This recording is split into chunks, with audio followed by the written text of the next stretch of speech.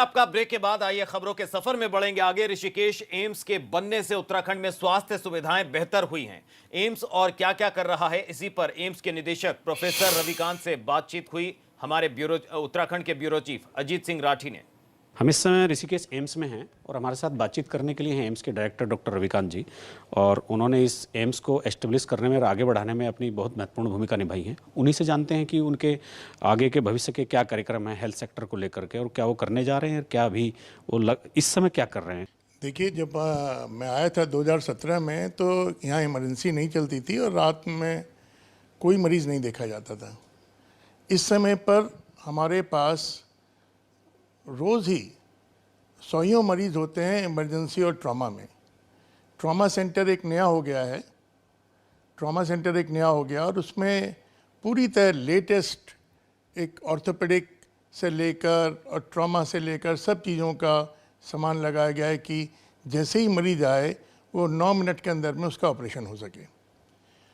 हम लोगों ने एक हेलीपैड बनाया है जिसमें सरकार का या किसी का भी हेलीकॉप्टर मरीज़ को लेके उतर सकता है, और दूर दराज जो माउंटेन एरियाज़ हैं वहाँ से जो मरीज़ को लाने में दिक्कत है वो समाप्त हो जाएगी। और ये अगेन हमारी गारंटी है कि जब हेलीकॉप्टर उतरेगा तो 9 मिनट के अंतर में हम लोग उसको ऑपरेशन थिएटर या हार्ट अटैक जहाँ भी उसका इलाज करना है पहुँचा सकते हैं। डॉक्टर साहब, आपने बच्चों के लिए एक ओपन हार्ट सर्जरी का एक वो किया है, क्योंकि यहाँ उत्तराखंड जैसे राज्य में तो वो सुविधाएं नहीं थी, तो वो क्या है और कितने महत्वपूर्ण है, कितनी महत्ता है उसकी। देखिए, बहुत जो छोटे बच्चे होते हैं, स्पेशली जो 3-4 साल से भी कम उम्र के होते हैं, कुछ किलो के ही होते हैं, कोई 5 किलो का होता है, कोई 8 किलो का होता है, इनका जो ऑपरेशन है इसमें डायनेमिक्स बहुत मुश्किल होती हैं। और इसमें खाली सर्जरी नहीं बल्कि सर्जरी से पहले और सर्जरी के बाद में भी जो आईसीयू केयर है उसकी बहुत बड़ी जिम्मेदारी होती है। एक पूरा कंबाइंड रोल है। सर्जन का रोल तो इसमें है ही। हम लोगों ने पीडियाट्रिक कार्डियक सर्जरी शुरू की है जिसमें 3 किलो, 4 किलो, 5 किलो, 8 किलो के बच्चों को ऑपरेशन की अब सुविधा है।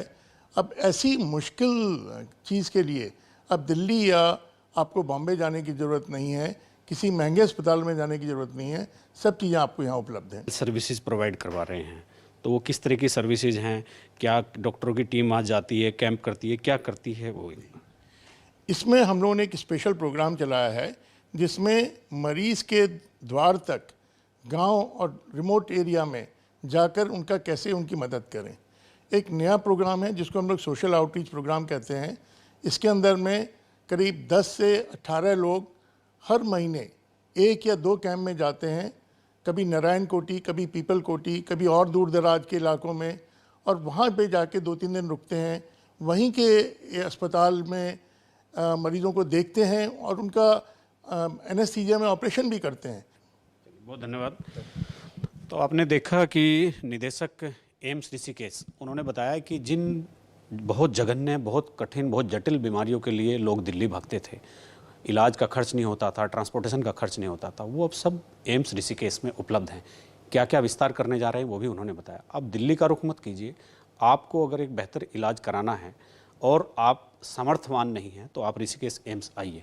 अपने सहयोगी कैमरामैन प्रमोद वाजपेयी के साथ एबीपी गंगा के लिए ऋषिकेश से अजीत सिंह राठी।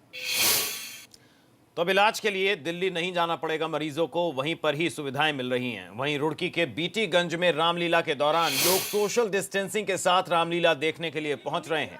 इस दौरान कलाकार रामलीला का मंचन कर रहे हैं। कोरोना की वजह से हालांकि इस बार ज्यादा भीड़ जुटाने के निर्देश नहीं हैं। आपको बता दें कि बीटीगंज में पिछले 100 साल से रामलीला का आयोजन होता आ रहा है।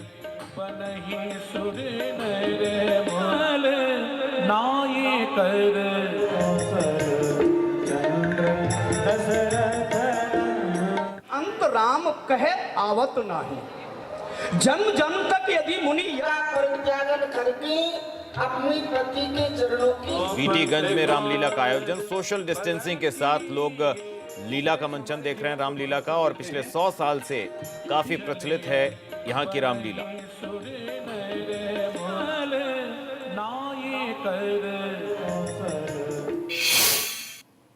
और इसी के साथ